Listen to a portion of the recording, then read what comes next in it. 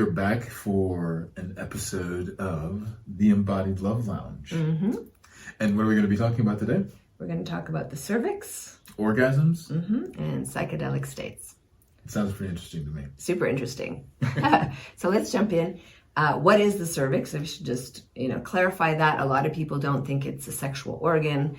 I think at most you hear about it for childbirth or when it hurts. Exactly. Well, first of all, the cervix itself is not its own organ. It's a part of a larger organ, which is the uterus. Mm-hmm. In fact, the cervix, if you were to look at it in Spanish, is called el cuello del útero, which means the neck of the uterus. I liked how you also described it as the mouth. The mouth of the uterus. Yes. Especially because we talk about sex a lot, in case you all haven't noticed. And we talk about the vagina as being a mouth, but also the cervix itself as being a mouth and having that ability to both suck and create stimulation. Mm. So, okay. What does it feel like?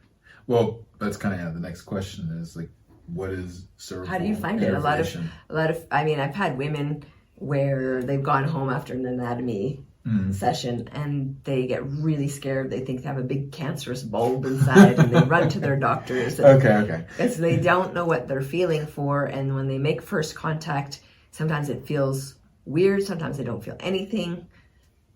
Well, what it will feel like to your finger, for instance, is something similar to the tip of your nose. And it can either be soft, or if you were to move out towards the side of the nostril, it can be even softer. Or if you were to go kind of towards the ridge of the nose, it can be harder. Okay. And that's not just different in each person, but it's different at different times of your life, different times of your month cycle, and different times of depending how much you're stimulating it. Do you know that it changes colors when a woman's pregnant? It also changes colors with arousal. Yeah, but it'll actually go blue. Okay. So that's pretty cool. Because there's a lot of blood that's being... Yeah.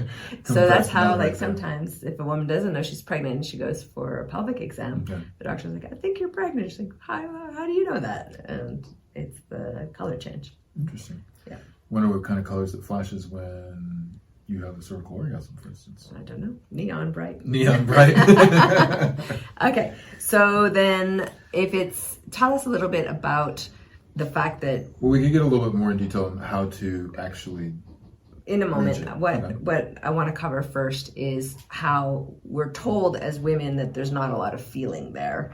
And then even in some cases when an IUD is put in and there is pain, that pain gets denied by the physician. So just really curious, if you've heard that and your thoughts on that. Yes, it is a very popular belief. And this is where ideology, education, all converge into sometimes overriding and even threatening the experience in a bad way of the person who is that actually has the cervix. Because most textbooks, and if you were to ask someone to tell you hey, show me some anatomy of the nervous system and how the cervix gets sensation or has any type of feeling, it would be an innervated part or a non-innervated part of the body, meaning that there is no nerve endings that go there. Everything has a nerve ending. Otherwise, the body can't communicate with it. Well, so is it like a psychic communication? Hello, brain. Hello, cervix. It's a psychic connection. Yes, you need to behave now. I don't want to behave now.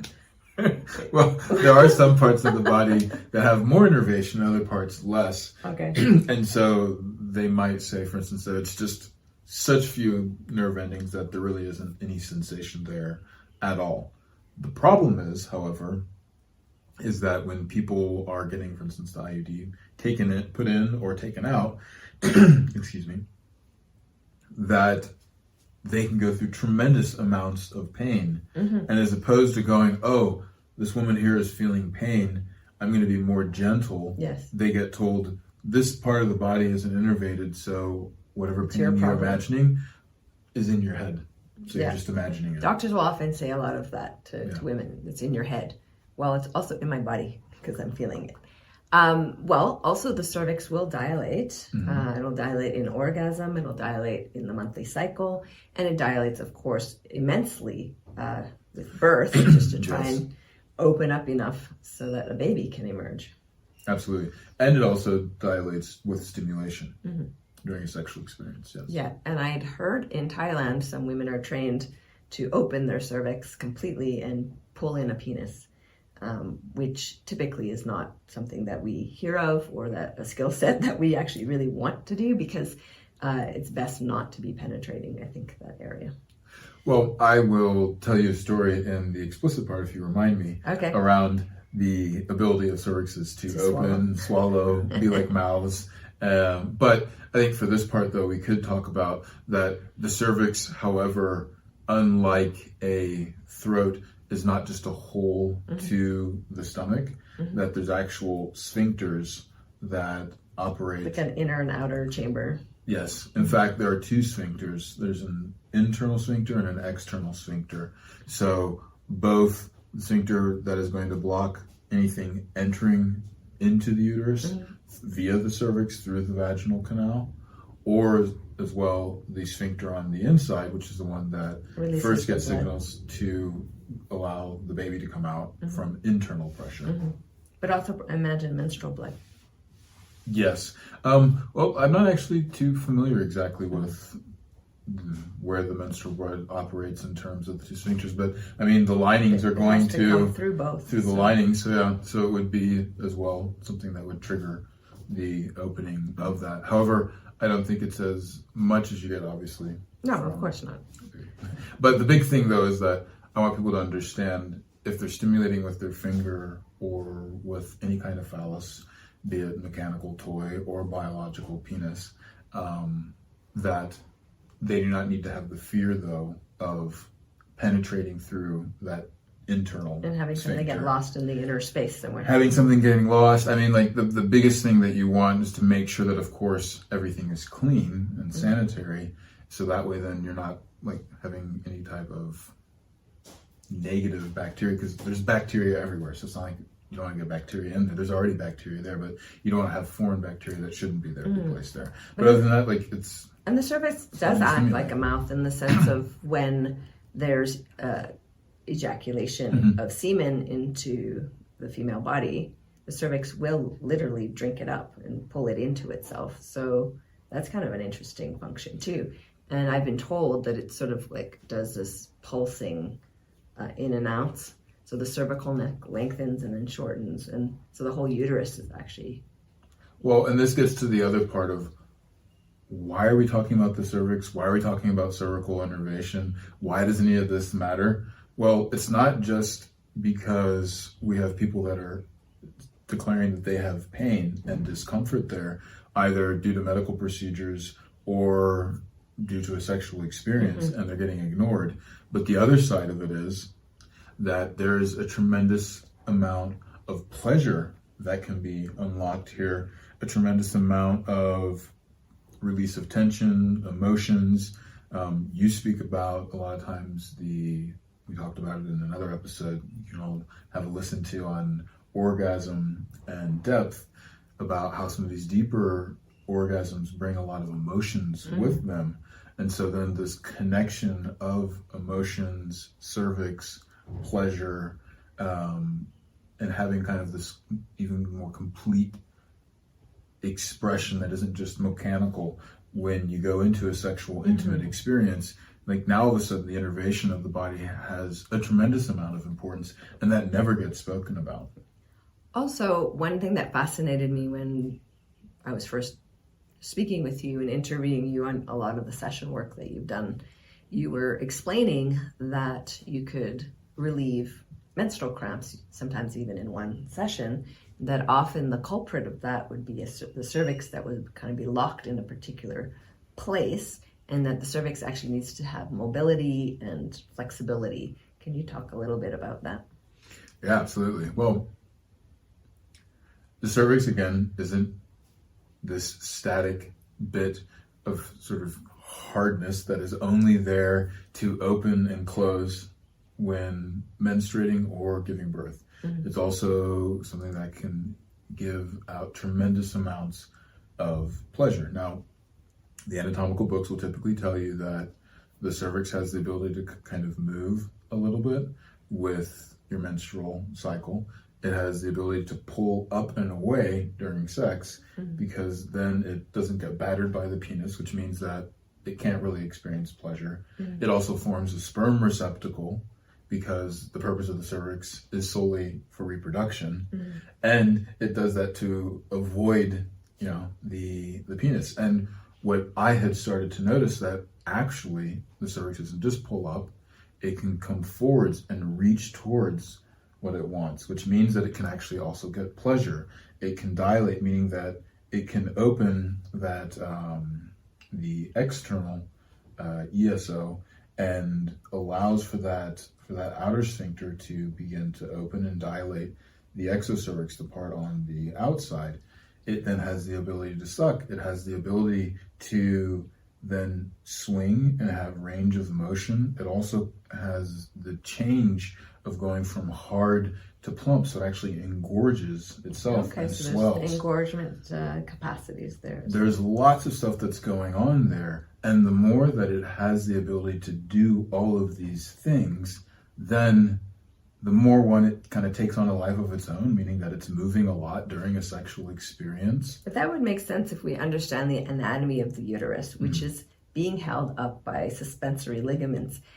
Imagine that the uterus is like resting in a hammock, and that hammock, and you need to have mobility so that if there's jarring movements on the outside, the uterus is protected. So it's very mobile. And a lot of the problems that we have with that part of the body is when one or two or any of the attachment and ligaments get tight or stiff or locked or twisted. Yep. And those structures need to be released. Just imagine if you had a trampoline where the springs on the right side were really tight and the springs on the left were extremely loose. Yeah. Everything's going to be bouncing in really weird ways. Or imagine if the netting was actually woven tighter and stiff and hard in one, like in the middle, versus and then being really soft on the exterior, or vice versa. You're gonna have very different effects on the bounce. And this is the thing that I think becomes really interesting, that when you go, okay, whether we have been able to understand and look at anatomy on such a small level to really get how these areas are innervated, or we want to call it something else, the fact is that people are having physical sensation when these areas are getting stimulated. And the more that we can bring mobility, blood flow, and awareness to these areas, those sensations start to amplify, and we can even begin to change them, which then brings us into this place, again, which is something I really love about your work, of possibility. And when we enter into possibility in our education, and we don't have authority figures that are kind of overruling what our bodies are telling ourselves, actual people's experiences, then we have the ability to actually go beyond what is kind of known as capable, which I think is this fact that you can actually have orgasmic pleasure from cervical stimulation and even enter into psychedelic states. That's weird.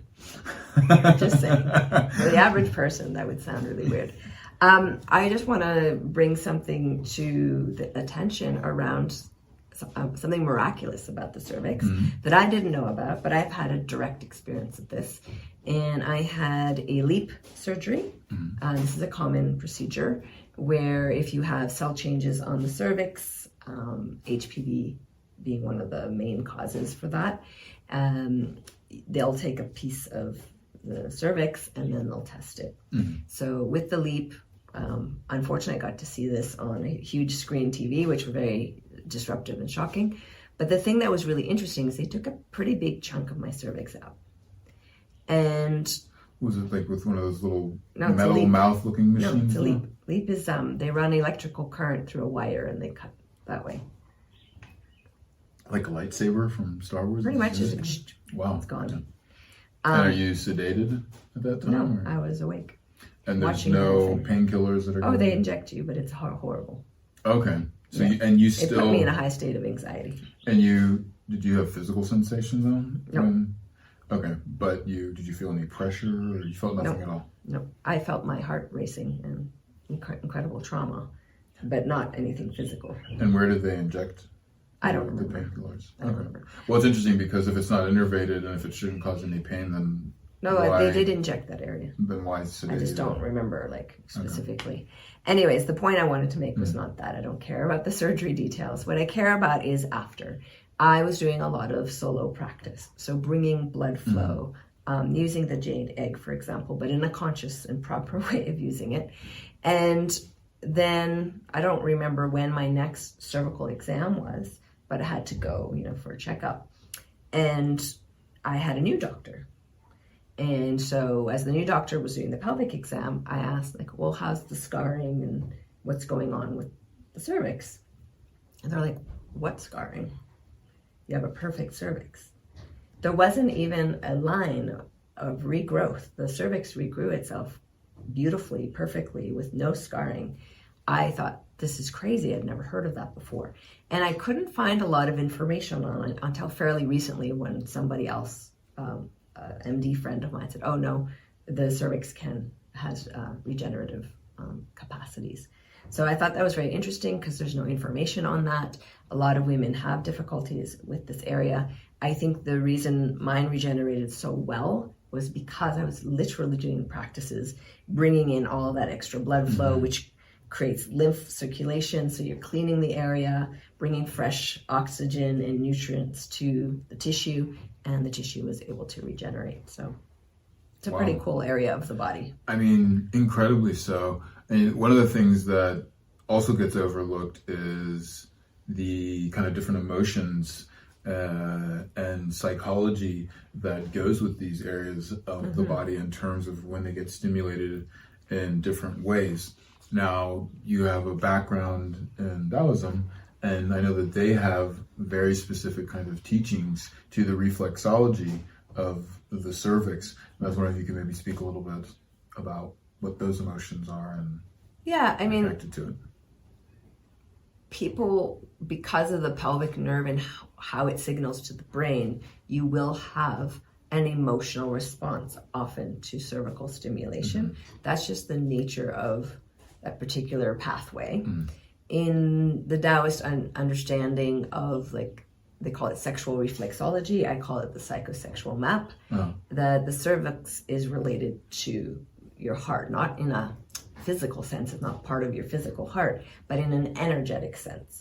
And what I find fascinating about that is when, again, the 5-element theory, if the heart is closed, let's say, you can feel shut down, right? A lot of people say, I feel shut down in my heart. You'll experience things like impatience, hastiness, or apathy. These 3 emotions I see a lot when women are dealing with frustrations or in the sexual realm. The hastiness is they just want to, come on, let's just get this over with. Impatience, oh gosh, why can't I ever generate pleasure? This is annoying me. Or apathy, I've completely given up. I don't care. Who cares? Just use me. Yeah. Yeah. So that's usually a signal on the psychosexual level that there's some work to be done around respecting oneself, connecting in with a sense of natural joy and enthusiasm. So there is a relationship there. And then the last thing I'll say before we switch to the explicit part of the podcast is I noticed that if women get their cervix hit during the act of sex and that hit hurts, inevitably within a 24-hour spectrum, they will tend to be shut down and get impatient or annoyed with their partner or feel apathetic towards their partner. And I've had that also happen to me. And when I noticed that, I would do the work to soften back open and create connection again. So it's really intriguing. This is not based, of course, on Western medicine, but I do find these theories very fascinating and give us an opportunity to really understand how we're interconnected emotionally, psychically, physically, sexually, and the importance of that, whether or not it's in a textbook, it's the lived experience of many women. And when you can feel the power of recognizing, oh, I'm shut down, now I know what to do to open up again, and you do that at will, you've attained a level of mastery in the realm of pleasure or sexuality, in other words. But we didn't even talk about psychedelics. Let's do that in the explicit side. Well, on the explicit side as well, I'll tell a story of my own experience working with hundreds of women and the things that I noticed and how it was quite interesting then coming later into contact with the Taoistic teachings and going, oh, that actually is explaining a lot of what I've already been seeing.